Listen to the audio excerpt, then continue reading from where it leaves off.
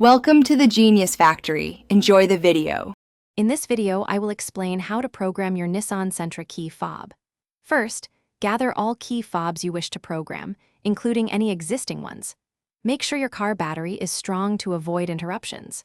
The process involves a series of precise steps with your car's ignition and doors.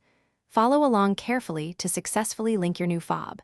This guide will walk you through each action, ensuring a smooth setup for all your fobs. Now, let's dive into the programming steps.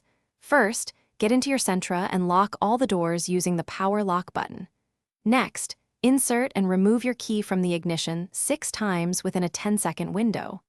This action puts your car into programming mode. Then, turn the ignition to the ACC position and press any button on the new key fob. You should hear a confirmation sound. Hey everyone, if you're finding this guide useful, please hit that like button and subscribe for more helpful videos.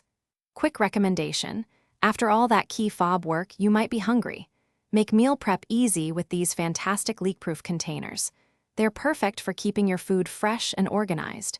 You can find the link to these and other great deals in the description below. Now, let's get back to the video.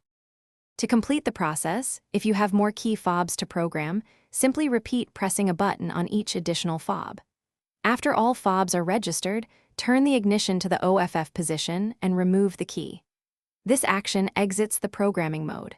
Finally, test each key fob to ensure it locks, unlocks, and operates the trunk as expected.